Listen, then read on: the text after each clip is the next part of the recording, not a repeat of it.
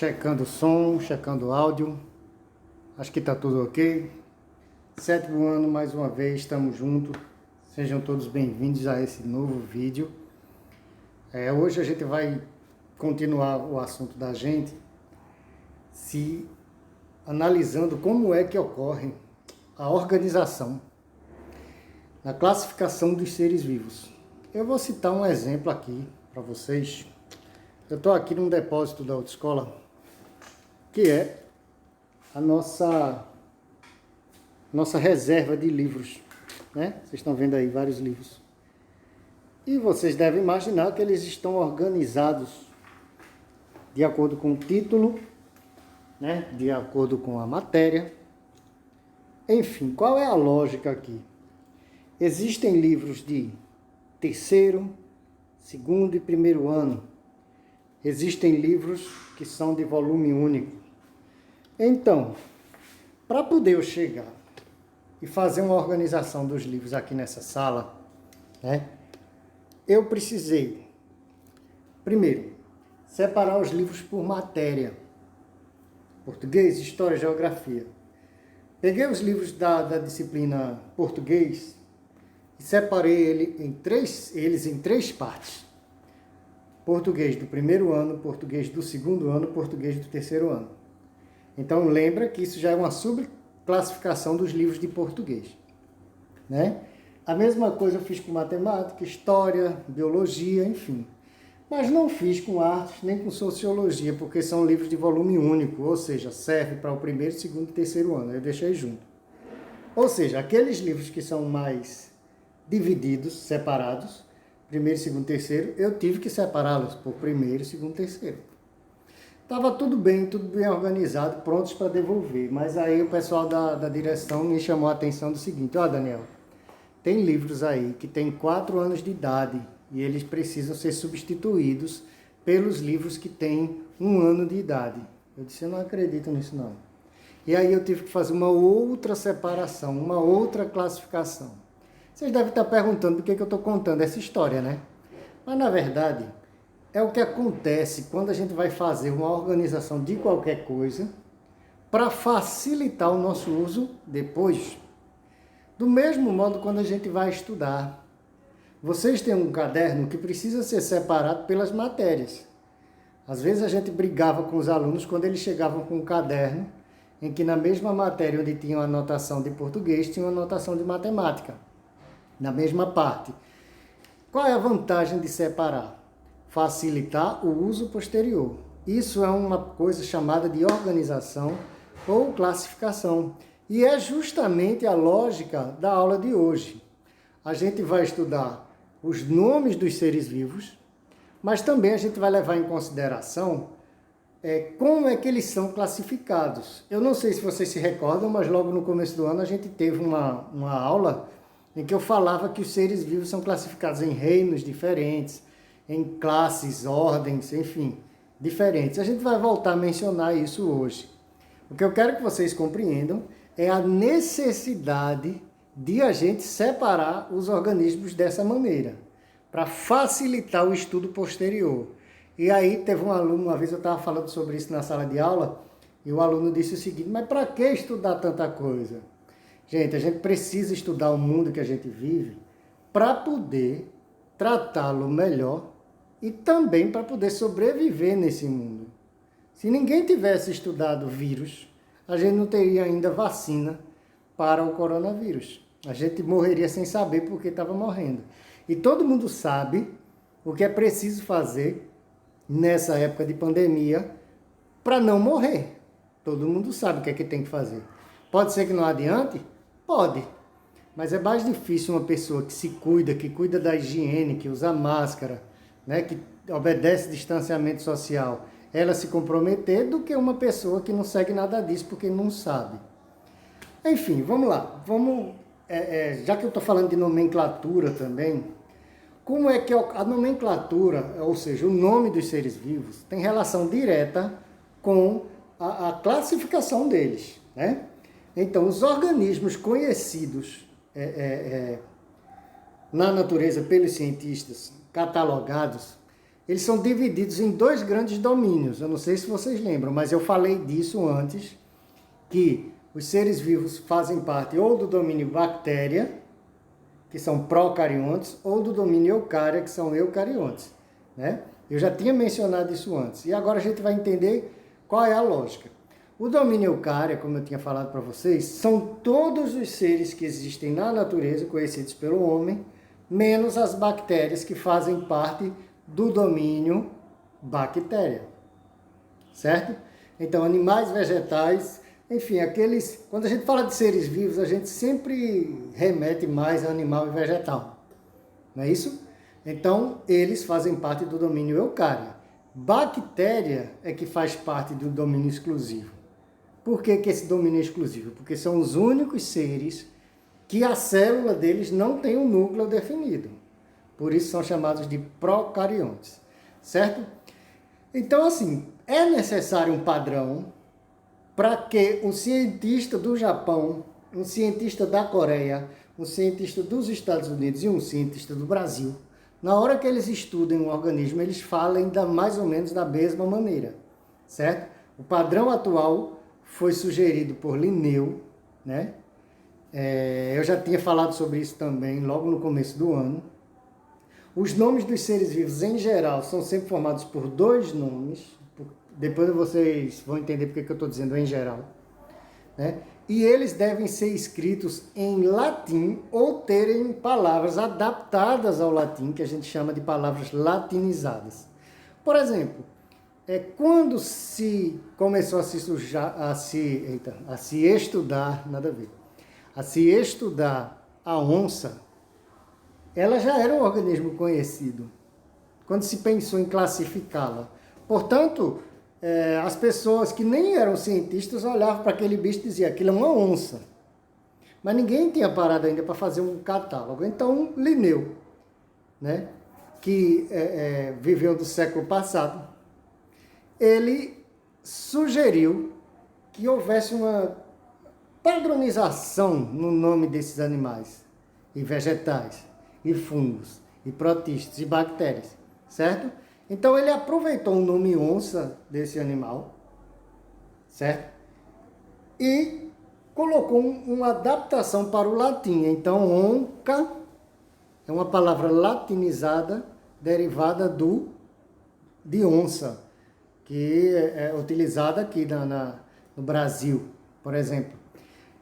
Então alguns nomes científicos estarão muito parecidos com os nomes populares que a gente conhece. Outros nomes científicos vão estar parecidos com os nomes populares que eles são conhecidos lá nos Estados Unidos, porque são de lá, da África, enfim, vai depender. Mas, quando alguém vai estudar uma onça, percebe que ela tem semelhança com um leão. São carnívoros, tem uma série de características semelhantes. Leão, tigre, onça, certo? Leopardo. Qual é a grande semelhança que eles têm? Né? Qual a grande? Não. São várias semelhanças que eles têm. Então, já que eles têm semelhanças, eu preciso fazer com que eles sejam classificados no mesmo grupo. E é o grupo das panteras. Por isso que o nome da onça tem a inicial, ou o primeiro nome, como pantera. Então, onça, pantera onca. Leão, pantera léo. Tigre, pantera tigris. Leopardo, pantera, não sei. A gente não tem a obrigação de saber todos os nomes científicos, né? Deu um branco agora do nome do leopardo, não sei nem se ele é do mesmo gênero. Acredito que sim. Mas só para vocês entenderem essa lógica de semelhança. Se vocês observarem algum nome científico e aquele nome científico tiver um pedaço parecido com o outro, opa, será que eles são parentes? Se eles não forem parentes próximos evolutivamente, significa que eles têm algumas características semelhantes. Eu vou falar sobre isso depois, certo? Então a primeira palavra do nome científico é o gênero do organismo. E a segunda palavra é apenas um complemento para esse gênero, para esse nome do gênero. Somando esses dois nomes, a gente tem o nome da espécie. Os dois nomes juntos são a espécie. Então, Homo sapiens, qual é o gênero da espécie humana? O gênero dos hominídeos, que a gente chama de Homo. Tá? E qual é o nome da espécie? Homo sapiens. Não é só sapiens, é Homo sapiens. Certo? A gente vai ver alguns exemplos sobre isso. E um detalhe também interessante sobre nomes científicos é que quando a gente pega um texto e que tem um nome científico no meio, ele é escrito com uma letra um pouquinho diferente para destacar esse nome no meio do texto. Ou vai estar mais escurinho, que é o negrito, ou vai estar sublinhado, né? Ou vai estar com itálico, que é aquela letra que fica meio de lado. Mas tem que ter alguma forma de destaque. Observe aí que eu tenho dois exemplos, né? E são as letrinhas que estão inclinadas, né? Que a gente chama de itálico. Então, eu tenho aí o nome científico do gato e o nome científico do cavalo. O gato não é o único felino que existe. Então, tem Felis catus para o gato, mas tem outros felis, que são felinos. Do mesmo modo que o cavalo, que é um equino, né? Ele tem o primeiro nome, que é o nome do gênero, caracterizando isso. Ele é um equino, equus. Mas observe que a zebra também tem o primeiro nome equus, porque zebra e cavalo fazem parte do mesmo gênero. Isso é meio óbvio, se você olhar o formato do corpo deles, visualmente a gente já percebe muitas semelhanças. Os cientistas não se baseiam apenas no visual, certo? Eles analisam uma série de características para poder atribuir que cavalo e zebra têm parentesco, ok?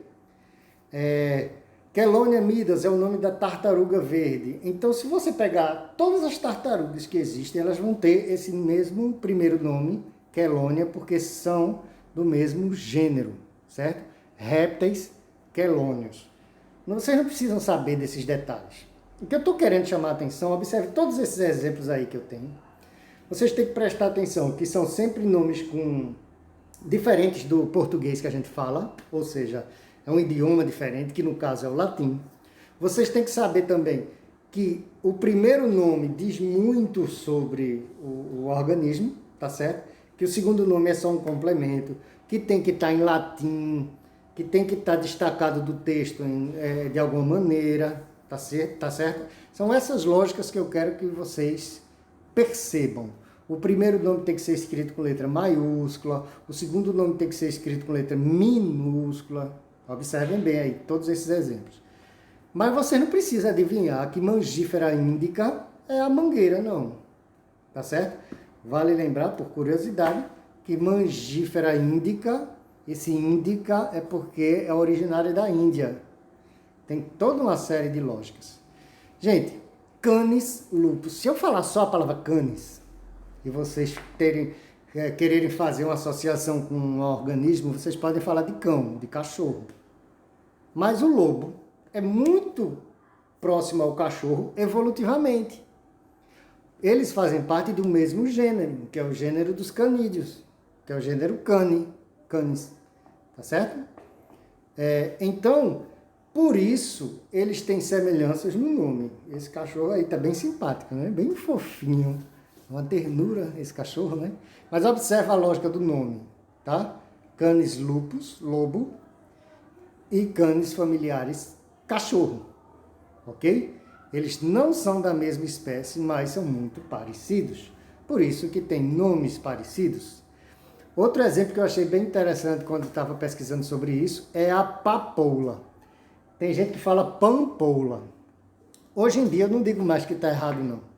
Porque tem tanta gente que fala pampoula, e se trata de um nome popular. Ora, se é um nome popular, é um nome falado pela população. E se está todo mundo falando pampoula, como é que eu vou dizer que está errado? Mas, assim, eu conheço como papoula, e é o nome que vocês vão observar em qualquer livro. Papoula. Também conhecida como hibisco, tá? E aí, eu coloquei aí hibiscus SP. Por que eu coloquei SP? Quando você sabe que aquilo é um organismo, aí é um hibisco, mas eu não sei a espécie dele, eu coloco um SP para dizer que é o nome assim, genérico dele, eu sei que é um hibisco, mas eu não tenho certeza qual é a espécie dele. Como assim, professor? Nessa parte eu não entendi, não. Então vamos lá, vamos passar para a próxima. Deixa eu só diminuir aqui. Existem 240 espécies, 241 espécies de hibisco que são conhecidas. Cada uma delas vai ter um nome diferente da outra.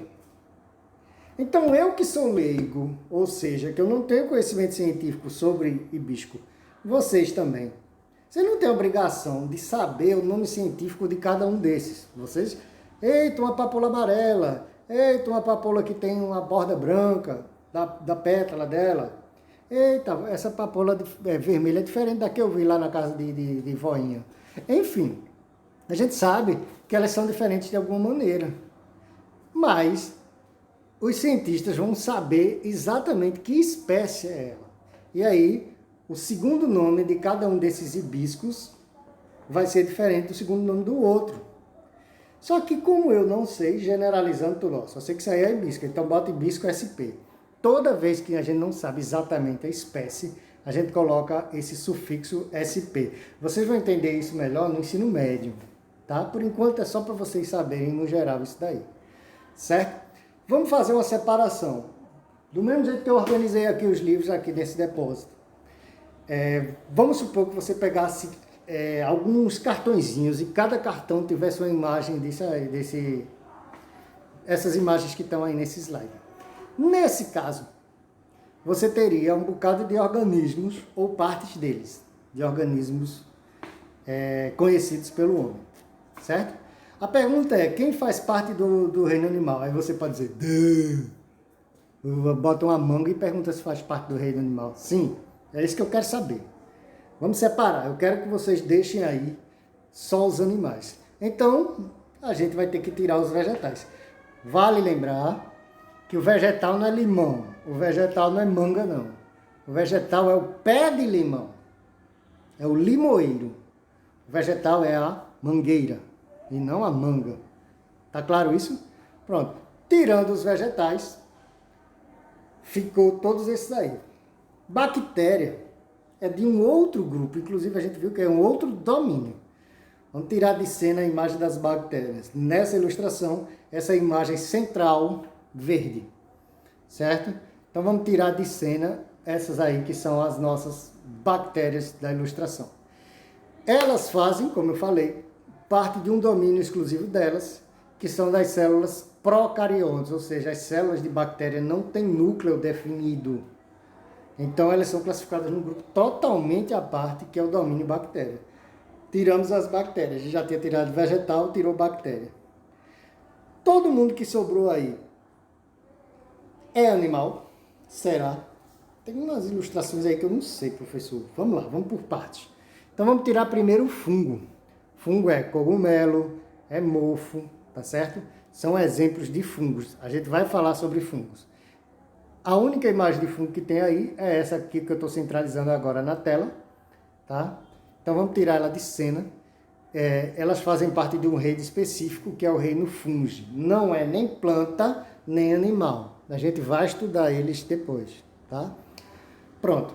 Agora tem um aí que não é animal, que é um vírus. Veja como é curioso. Eu já tinha falado na aula passada sobre vírus. Vírus, ele é muito radical, ele ataca geral, ele é parasita obrigatório. E ele parasita até outros organismos que poderiam até ser parasitas também. Gente, tem vírus que parasita outro vírus. Só para vocês entenderem. Vírus de vírus. E essa ilustração central agora, desse creeper aí, inclusive eu vi no livro a semelhança do vírus bacteriófago, tá? Ele parece uma sonda que chegou em Marte. E ela pousa sobre a célula, ela dá uma baixada, tipo aqueles carros americanos de suspensão rebaixada. Eu falei americano, não sei porquê, tem em todo canto do mundo, né? O carro para, de repente o cara aperta o botão, o carro faz dá uma abaixada. Tem ônibus também que faz isso. O vírus bacteriófago abaixa na célula da bactéria e injeta uma agulha, tá?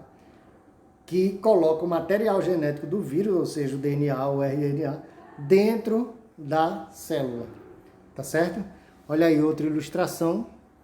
É como se eles tivessem perninhas, mas eles não saem caminhando não, viu gente? Ele simplesmente está lá dentro de um substrato, quando ele encosta, ele já se fixa, igual aqueles carrapichos. Sabe aqueles carrapichos que pega na calça jeans? Pronto. Aí, ó, chegou, grudou na célula hospedeira, ele dá uma arriada e injeta o material genético, né? Qualquer semelhança com o Creeper não é mera coincidência. Vale lembrar, inclusive, tem alguém que vai dizer, tem nada a ver, gente. Eu pesquisei essa imagem a partir das origens, tá certo? Um cara que faz um desenho animado, ele se baseia em alguma coisa que já existe. Um cara que faz uma arte animada, como é o caso de um jogo, como é o caso dessa imagem, ele se baseia em alguma coisa, tá certo? Então, não estranhe se vocês virem algum animal que se pareça com aquele personagem de um desenho que é intitulado como um monstro ou como um extraterrestre. Não estranhe também se um amigo seu, essa parte é engraçada, não estranhe se um amigo seu parecer com um desenho de um filme, tá certo? Se ele parecer com Shrek, se ele parecer com Patrick do Bob Esponja, não estranhe. Não levem isso em conta apenas como um bullying, porque todo desenho animado se baseia em traços de humano. Então, por exemplo, Bob Esponja. A esponja é um animal. A gente vai chegar lá, vai falar sobre isso. Esponja é animal? É um animal fixo que fica sobre um substrato, ou seja, no fundo do mar, preso em alguma pedra, ou no próprio substrato, parado. E ele se alimenta, respira, filtrando a água do ambiente. Como é que eu vou transformar isso num desenho animado? Então eu precisei, quando eu digo eu, artista, ele precisa alterar uma série de coisas e transformar aquele organismo num humano. Ele dá características humanas a algo que não é humano. Por isso que é possível que um amigo seu, um colega seu, um parente seu, você, tenha a cara de algum desenho animado, que não tem problema nenhum. Tá certo? Enfim, a gente vai falar sobre isso aí, acho que na próxima aula, quando eu vou associar algumas, acho que é Pokémon. Pokémon se baseia tanto em organismos vivos, conhecidos, tá? A gente vai chegar lá, vamos com calma, porque é tanto organismo que a gente não pode nem imaginar. Pronto, tirando as bactérias, sobraram os animais. Peraí, professor, o que é isso na mão desse cara aí, pelo amor de Deus? Isso é um verme. Eca, uma barata, eca. Gente, veja só, esse verme que está aí na mão do cara, que é uma solitária, uma tênia, é claro que o cara tem cuidados de higiene para estar manipulando isso, né? Provavelmente é um pesquisador. Essa solitária, que é um verme retirado do corpo de alguma pessoa, né? Ele provavelmente deve estar conservado em álcool e tal. Mas o que eu quero dizer é o seguinte, que um cara para manusear isso, ele não está correndo risco de pegar tênia não, porque determinados vermes, como a tênia, entram no nosso corpo a partir do momento que a gente come uma carne contaminada pelo ovo do verme. Então, se eu tocar no verme, eu não vou pegar. Certo? É a mesma coisa de eu dizer que eu preciso de cálcio e tomar um banho de farinha de casca de ovo, achando que eu vou incorporar um pouco daquele cálcio. Não é assim que funciona, tá? Então, apesar de parecer um pouco nojento, o cara está tocando num verme, mas esse verme provavelmente está conservado. O cara está pegando assim, para que a pessoa tenha noção das dimensões, né? Uma solitária, ela pode ter 12 metros de comprimento, um fiapozinho assim, mas que chega a 12 metros. Aí dentro do corpo da pessoa ela fica toda enroladinha, por isso que cabe. Até porque o nosso sistema digestório, a gente tem um intestino que é todo cheio de curvas, né, de saliências, então cabe, certo? Mas a gente também vai estudar isso depois. Eu vou dar uma pausa aqui, rapidinho, tá?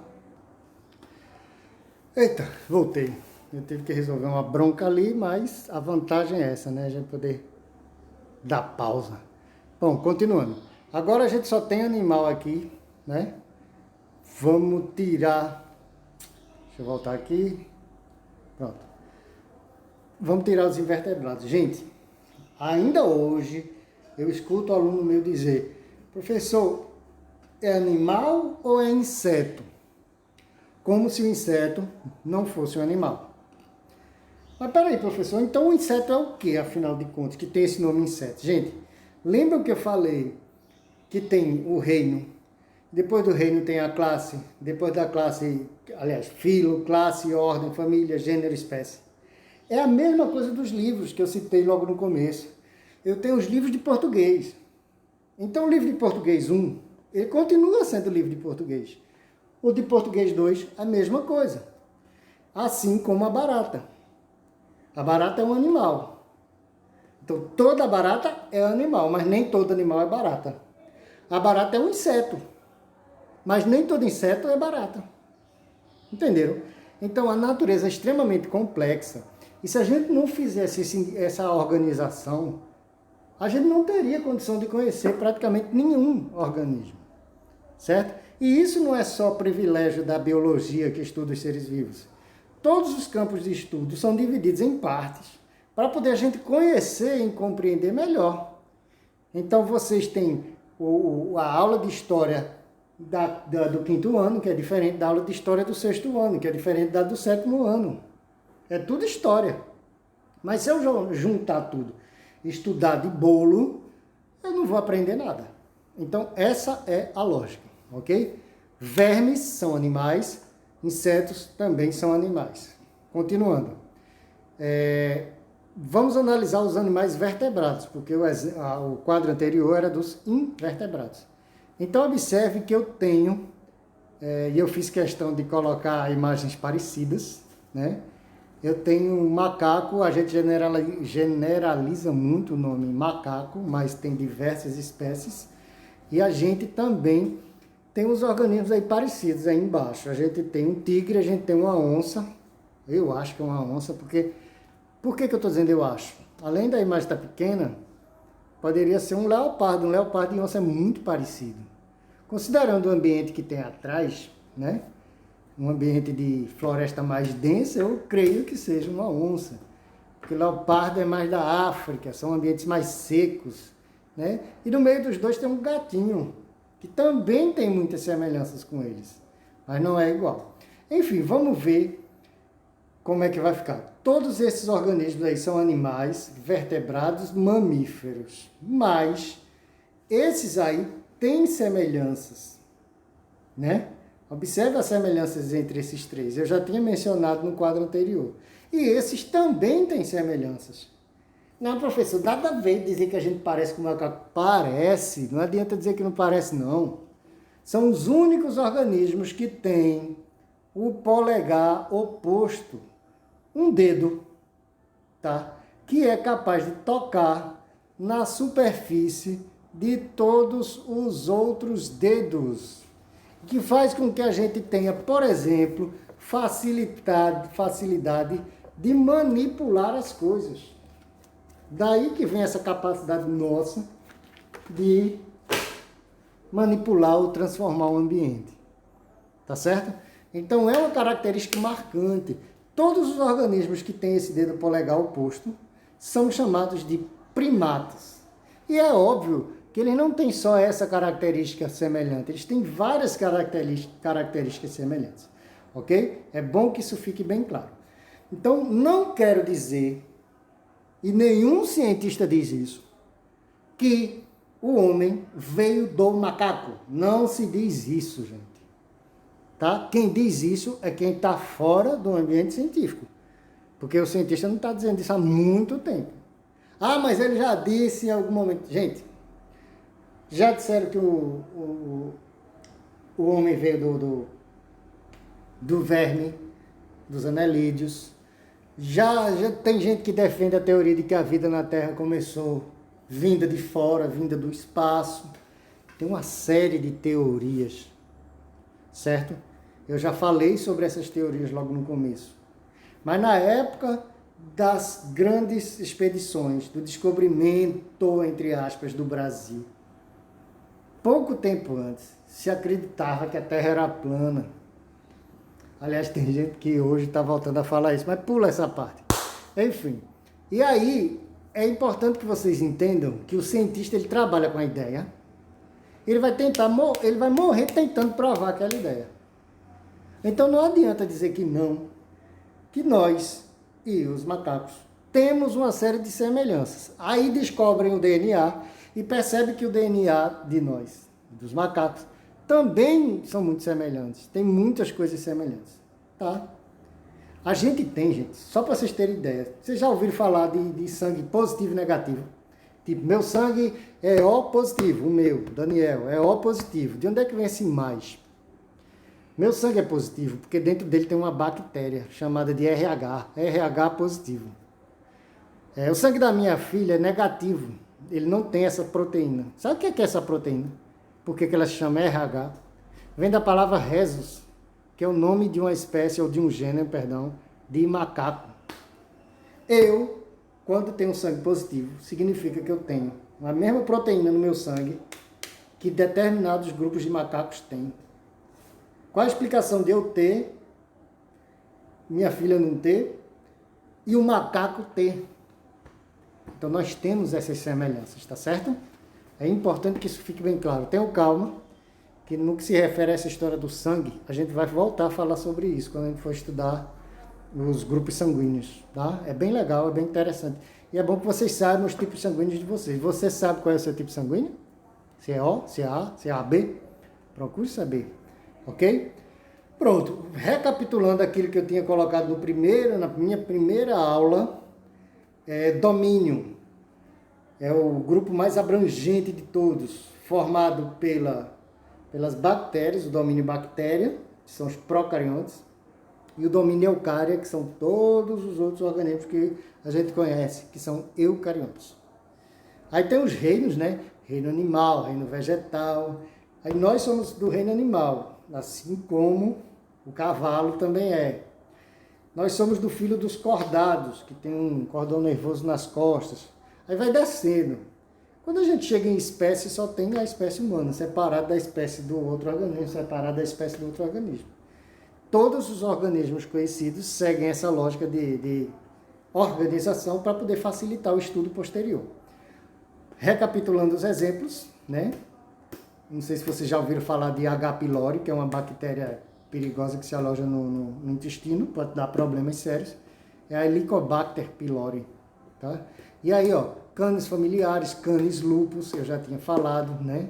Zeamês. Na lata de milho está lá escrito mais ou mês dulce. É aquela lata que tem rótulo em português e espanhol, tal. Enfim, tem uma série de curiosidades sobre esses nomes científicos que a gente pode analisar também, tá certo? Você se lembra da amoeba? Vocês já brincaram com a amoeba, aquela geleinha? Tem a geleinha e a rival da geleinha era a amoeba. A amoeba derivada de ameba. Gente, vocês vão ver que a amoeba é o nome científico das amebas, de algum grupo de amebas. Então, o cara que produziu aquele produto, que lembra, sim, um organismo ameba, só que muito maior, ele resolveu usar o mesmo nome, a amoeba. É o nome científico, ok? A gente vai falar sobre ameba também no futuro, tá certo? Eu aí chamo a atenção o seguinte, que às vezes a gente está acostumado com determinados formatos e a gente vê no ambiente uma série de organismos que a gente pensa que são monstruosidades ou coisa desse tipo. Não. Aqui no Brasil a gente tem essa espécie de peixe, Paralictis albiguta, é até difícil de falar, né? Que ele tem 2 olhos virados para um lado só. Mas, professor, por que isso? Quem sabe? É um processo de evolução, mas se explica pelo fato de serem peixes que ficam no substrato, lá no fundo do mar, certo? Em áreas não tão profundas, mas deitadinho lá no substrato. E aí é muito mais lógico que ele tenha 2 olhos virados para um lado só, do que um outro virado para a areia, um olho virado para a areia. Isso acontece com uma pessoa que tenta dar um cochilo e dormir com um fone de ouvido auricular. Não tem aqueles fones de ouvido que é grandão assim? Certo? Eu gostava muito de escutar música quando ia me deitar. que não é legal para relaxar o corpo, não é legal não se recomenda não. Mas enfim, aí eu me deitava com um danado de um fone de ouvido grande. Puf, quando eu me deitava, ficava doendo esse ouvido aqui, por causa da pressão no fone. E aí eu fazia o quê? Tirava e só ficava com um aqui, ó. Quer dizer, é mais ou menos essa lógica desse peixe aí. Aqui no Brasil a gente tem espécies diversas de linguado. Observe que ele está deitado. Essa parte aqui onde está a minha imagem é a parte de cima dele e aqui é a parte de baixo dele. Então ele está deitado assim, ó, tchum. Tem uns que tem os dois olhos virados para a direita, tem outros que tem os dois olhos virados para a esquerda. Tá certo? Outro bicho interessante aí. Bicho? Onde é que tem um bicho aí?